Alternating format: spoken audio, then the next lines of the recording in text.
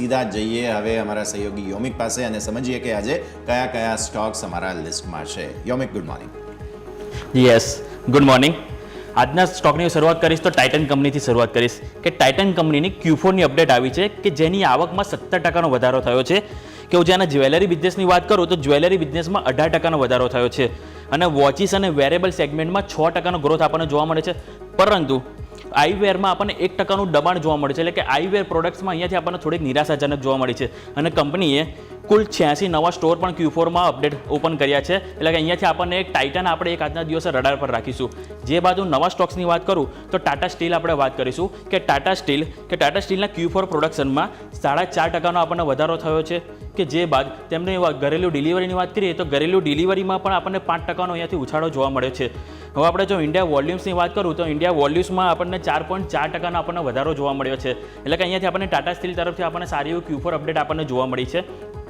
જે બાદ જો વાત કરું નેસ્લેની વાત કરીશ કે નેસ્લે તે પોતાની પેરેન્ટ કંપનીની જો વાત કરું તો નેસ્લે પેરેન્ટ કંપનીમાં નેસ્લે એસે કરીને પોતાની પેરેન્ટ કંપની છે કે જેના માટે રોયલ્ટીમાં વધારો કર્યો છે. એટલે કે તેમની હાલ 4.5% પોતાની પેરેન્ટ કંપનીને રોયલ્ટી આપતું હતું જે વધારીને હવે 5.25% તેઓ રોયલ્ટી અહીંયા આપતા જોવા મળશે. અને હું જો વાત કરું તો આ રોયલ્ટી 1 જુલાઈથી 5 વર્ષ માટે આ રોયલ્ટી લાગુ પડશે અને આની અગાઉ HUL અને મારુતિએ પણ સુઝુકી માટે અહીંયાથી રોયલ્ટી વધારો કર્યો હતો. જે બાદ હવે નેસ્લેમાં પણ આપણને રોયલ્ટીમાં વધારો થતું જોવા મળશે. હવે જો નેક્સ્ટ સ્ટોકની વાત કરું તો બેંક ઓફ બરોડા અને પંજાબ નેશનલ બેંકને આપણે રડાર પર રાખીશું. હવે આ સ્ટોક્સને આપણે કેમ રડાર પર રાખીશું તો હું તમને જણાવું તો બેંક ઓફ બરોડાની Q4 અપડેટ આવી છે કે જેમાં લોન ગ્રોથમાં 5.3%નો વધારો થયો છે. ડિપોઝિટમાં 6.5%નો વધારો થયો છે અને ગ્લોબલ ડિપોઝિટની વાત કરું તો 12.45 લાખ કરોડ હતી જે વધીને 13.3 લાખ કરોડ થઈ છે. એટલે કે અહીંયાથી બેંક ઓફ બરોડાના આપણને Q4માંથી આપણને સારા એવા પરિણામ આપણને જોવા મળે છે.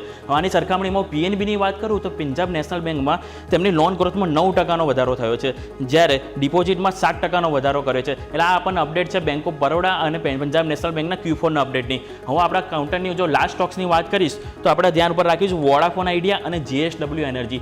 વોડાફોન આઈડિયાને પોતાના બોર્ડ તરફથી 2000 કરોડ ફંડ એકત્રિત કરવા માટે મંજૂરી મળી ગઈ છે અને આ જે ફંડ એકત્રિત તેઓ કરશે તે ₹14.27 ભાવે કુલ 139 કરોડ શેર ઇસ્યુ કરીને તેઓ અહીંયાથી ફંડ એકત્રિત કરતા જોવા મળશે.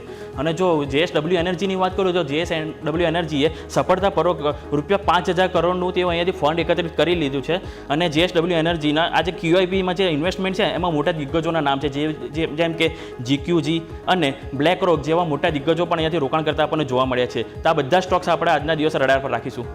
ઓકે, આ બધા જ સ્ટોક્સ પર નજર રહેશે. યોમિક, ખૂબ ખૂબ આભાર આપનો અમારી સાથે જોડાવા માટે.